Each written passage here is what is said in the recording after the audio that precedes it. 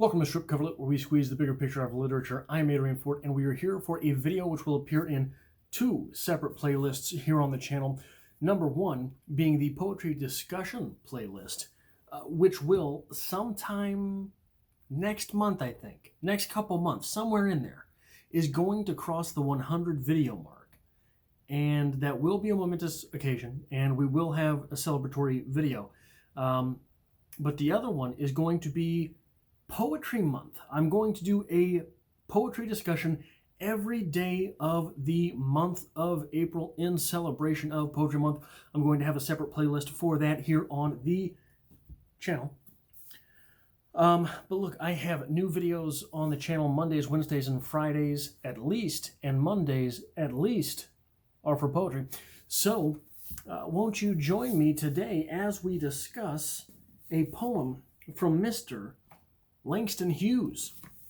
The poem in question is titled New Moon, and it reads as such. There's a new young moon riding the hills tonight.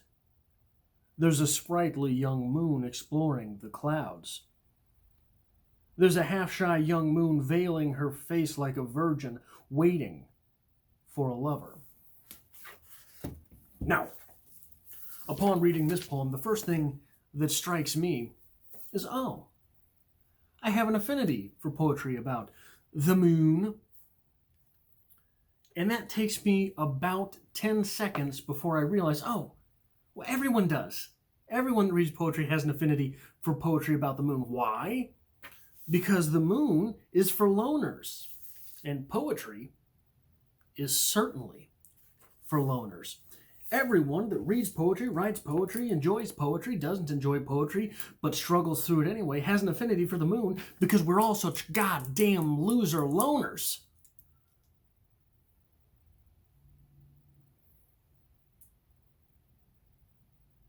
Thank you for coming to my poetry discussion today. But look, moon gazing is for loners.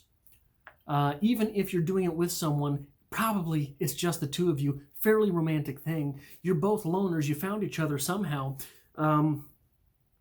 It's universal for loners. And I'm going to get into that a little bit why later, I think. But I think part of the affliction here with this poem, in its romantic twist, in its romantic leaning, is the fact that individuals who spend time looking at the moon, there's a conundrum here. People who romanticize the moon are romantic people. People who romanticize the moon are loners. People looking at the moon are romantic loners. So there's a conundrum. Where do I find, if I am so romantic, so romantically inclined, where do I find someone like me when all the people like me are at home looking at the goddamn moon? It's a conundrum. It's a quandary. It is an uncomfortable fact of life. It's something we just have to get over. It's something we have to understand. And it's one of the great ironies of what it means to be a romantic. Very few people who are social, if you really think about it, are all that romantic. Because romanticism is something that's done in the brain. And I'm not saying that social people aren't thinkers, but I think it's a different type of thinking. That was a weird sentence. But I think anyone who understands it knows what I'm saying. Obviously, if they understand it. Anyway, what I'm saying here, if you're looking at the moon in a reflective state, huh? See what I did there? You're a loner and you're a romantic. You're also a person of the night. And I don't mean that in the Rocky Horror Picture Show type of way. I mean, a lot of loners keep odd hours because we are odd people. Most of us are only odd hours. But when you are out at night, wandering, pining the moon, normally there's only one other person there, and it is the moon.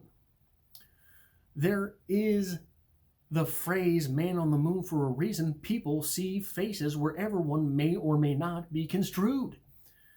We have a longing to see faces, even those of us who don't really like people.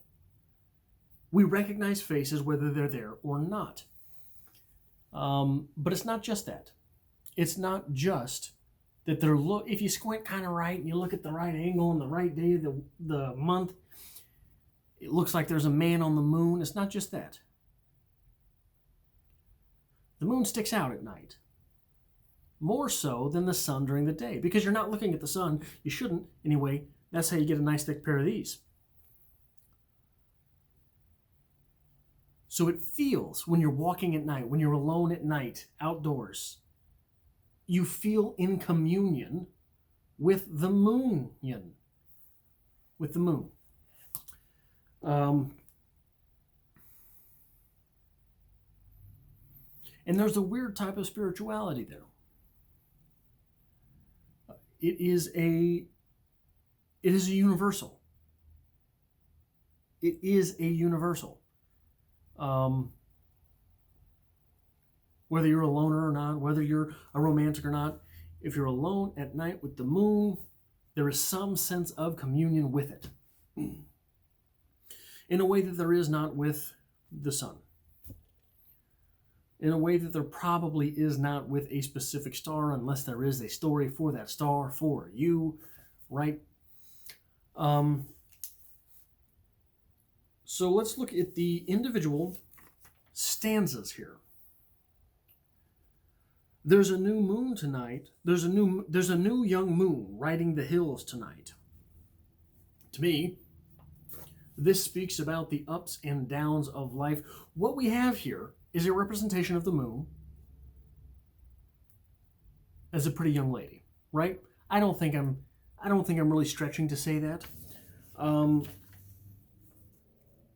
Obviously, in that third stanza, we have a her and a virgin waiting for a lover, half shy. What we're doing is we're painting a portrait of the moon as a young lady with which we might dually romance. So when we talk about riding the hills tonight, obviously there's something overtly sexual that can be made of that. I don't think we have to go there. I don't think we have to. We could. It'd be easy. We can make that argument all day, every day. But I think that what this communicates is the ups and downs of life. Trials, tribulations, the goods and the bads. Hills and valleys, the hills and valleys of life. Why would a romantic poem be talking about the bad? The hills and valleys. There's always the down part of the hill, not just the up, right? Why would we be talking about the downside in a poem like this? Because we're talking about that stage of life. I don't know about you. Don't you remember being 19, 20, 21? A lot of the bad stuff that you went through is romanticized. I don't know how old you are. I'm 35 now. A lot of the stuff that I struggled through, a lot of the stupid stuff I did when I was 19, 20, first out on my own, and I'm not talking about a dorm, I'm talking about bills on the table life. A lot of that is romanticized at the stage in life that I am now. It wasn't then. It certainly wasn't then. But even then, I'm glad I went through it. And even back then, there were times where you go out looking for a little bit of trouble. Those hills, those peaks are nice, and the valleys are necessary. So I think that's what that's talking about. Clouds. This second stanza here. There's a sprightly young moon exploring the clouds. Again, there's sexual aversion to be made there, but I don't think we have to. It seems exploring the clouds The image that I get from this, the illusion that I get from this, is people watching. It's a people watching metaphor to me in this reading, in this poetry discussion. A people watching metaphor. But if it is a people watching metaphor, there's something special. There's something special that we have to notice about that metaphor. Our speaker is not the moon. The moon is not our speaker. These are separate entities. The moon and the speaker are also not clouds. They are not clouds, meaning that neither our speaker nor the moon fit in with the clouds. The clouds are their own separate type of peoples.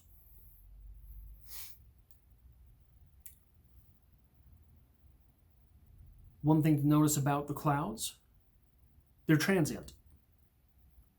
They're always moving. To an extent, they're see-through. They're not all that solid. People, loners, often talk about other people as transients. I'm always me, but you people, you're always changing. You're always a-changin'. You people aren't all that solid. Us loner types, we're the ones you can count on.